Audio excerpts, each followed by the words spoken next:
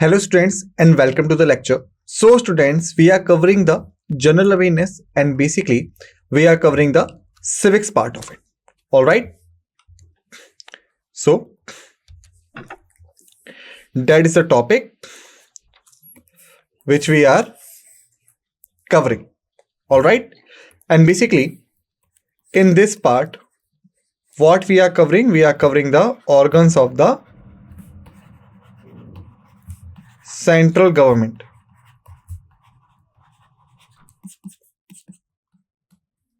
Organs of the central government, that's what we are covering. All right. And when we talk about the organs of the central government, basically there are three organs. The first is the executive part.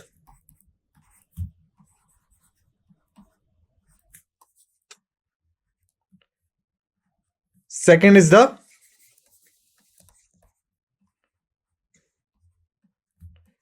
legislature part, and the third is the judicial part.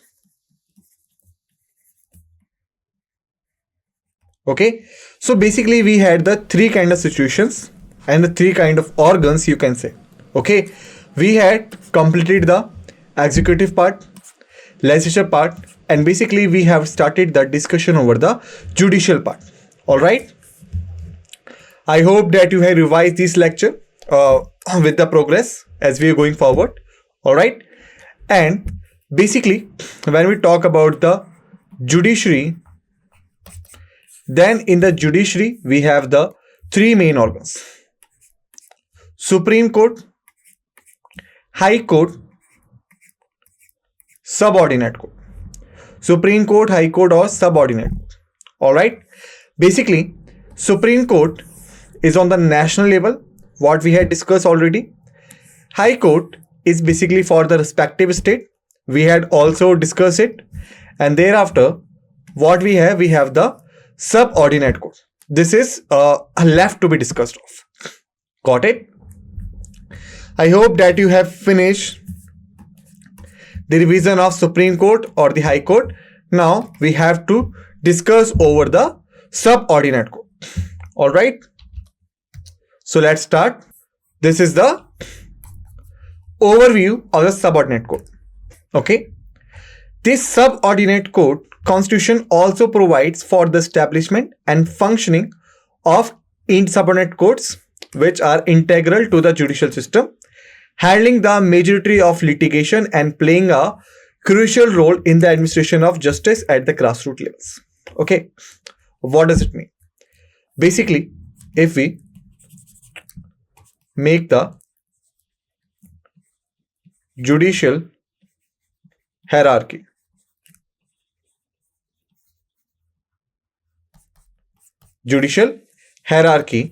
then basically we having three parts.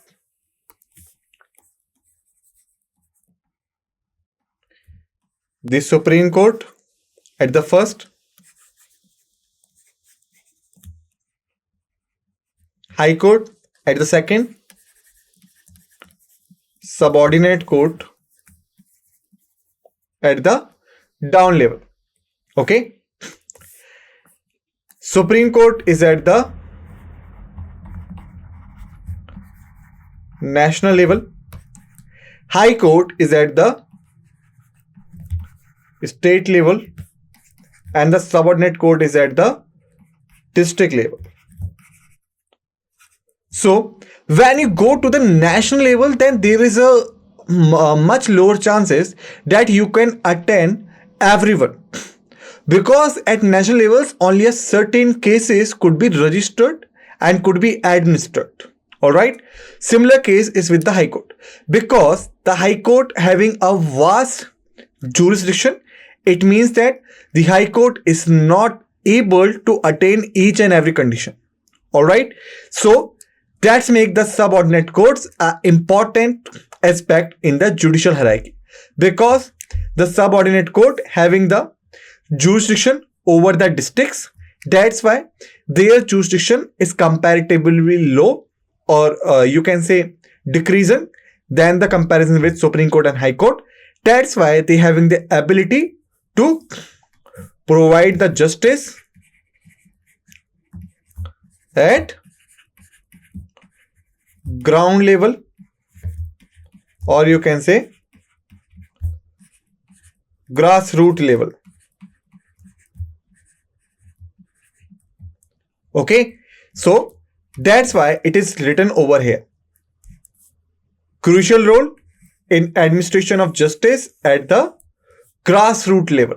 Why? I have told you. Because when we go by the hierarchy, Supreme Court having a vast jurisdiction, entire territory of India. High Court also having the jurisdiction territory within the state or within the states in case of one or two states. Second, subordinate courts, because they are in only on the district level, so their area is comparatively low in comparison with the Supreme Court and the High Court, so they could administer the justice at the grassroots level. Okay. Thereafter, we having the Article 233. 233 basically stands for the appointment of district judges. This article deals with the appointment of district judges. It states that appointments, posting and promotions of district judges in state shall be made by the governor of the state. Okay. Whereas in case of Supreme Court and the case of High Court, who was appointing them? President of India.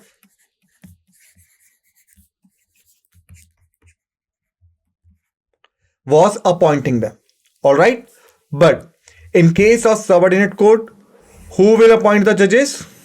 Governor of state. Okay. All the appointments, posting and promotion of district judges lies with the governor of the state. Okay. In consultation with the High Court, exercising jurisdiction in the relation to such state. Okay. It means that while appointing, while posting, while promoting the district judge to any other places or to any other position or to appoint to the office, the governor may take the consultation of the High Court. Okay. A person not already in the service of the union or the state shall only be eligible to be appointed a district judge if they have been an advocate or a pleader of 7 years or more. It means that if the person is already in the services of the union, means the central government services, or the state, means the state government services, then the person will not eligible to be appointed as a district judge. Okay, it means the person may be an advocate or a pleader for 7 years, may not be already appointed or be in the services of the union or the state, so that the person could become a district judge. Okay, remember these two conditions: should not be in the services of the center or the state already. Second, must be an advocate or the pleader for 7 years or more. Okay. Then if we move forward, what we have the Article 233A. Okay, validation of appointments of and judgments etc. delivered by certain district judges. It means whatsoever appointment have been done, whatsoever judgments have been passed, all kind of things, their validation is mentioned under 233A, sorry. Okay. This provision was inserted to validate the appointment of certain judges who were appointed without the proper consultation as required under the 223. Okay, it means that if someone who has been appointed without consultation and without proper follow-up of the provisions enumerated in the Article 223, their validation has been mentioned under the 223A. Okay, basically it's 233A, not 223A. Please recorrect my pronunciation. It's 233A and it's 233. Alright. Thereafter, Judiciary Subordinate Code, Article number 234, deals with the recruitment of person other than district judges to the judicial services. It stipulates that the appointment of persons other than district judges to the judicial service of the state shall be made by the governor of the state, in accordance with the rules made by him in consultation with the State Public Service Commission and the High Court.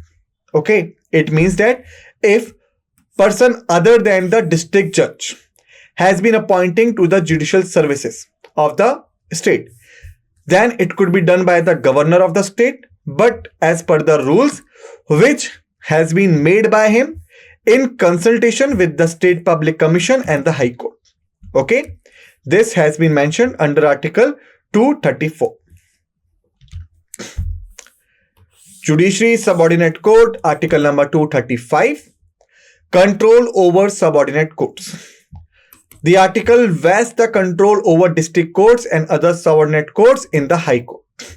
Control extends to the posting, promotion and grant of leave to persons belonging to the judicial service of a state and holding any post inferior to the post of district judge.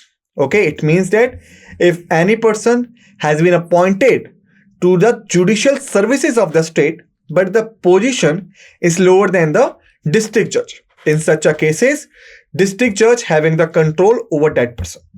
Okay, and the High Court having the control over district judge. Okay, but in the matter of subordinate court only, because the promotion, posting and all the things has been administered by the governor of the state. Remember this thing. Thereafter, what we have the Article 236. It basically deals with the interpretation. This article provides definition for the terms district judge and the judicial services as used in the contents of the Constitution. Like when you say district judge, what do you mean by it? When you say judicial service, what do you mean by this? And how are you able to distinguish between them? So this kind of situations and this kind of things comes under the term of interpretation, like what are the ways, what are the provisions by virtue of which you can interpret them separately, and this comes under the Article 236. Thereafter, Judiciary Subordinate Code, Article number 237. Application of the provisions of this chapter to certain class or classes of magistrates. Okay, the President may direct that the provisions of these chapters relating to subordinate courts shall apply to any class or classes of magistrate in the state. Okay, it means it is the power of the President to direct the provisions of this chapter which has been relating to the coordinate subordinate courts and applying to any class or classes of magistrates in the state. All right, and this has been provided under the Article 237. Okay, so with this we have finished not only the subordinate court, but we also finished the organs of the central government. Okay, so basically in the next lecture, what we will do, we will have a look upon the different sources of the Constitution. What were the borrowed ones, what are the originals, and what are the things. Okay, till then I will take your leave, and I hope that you revise all the facts and figures whatsoever we have discussed in this lecture in a proper manner.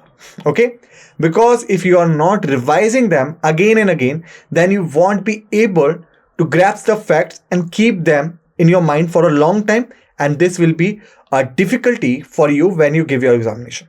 Okay, so that's why it's my humble advice to you, kindly revise all the facts and figures in the thorough way whatsoever we discussed in this lecture. Okay, and the other lectures as well. With this note, thank you and have a nice day.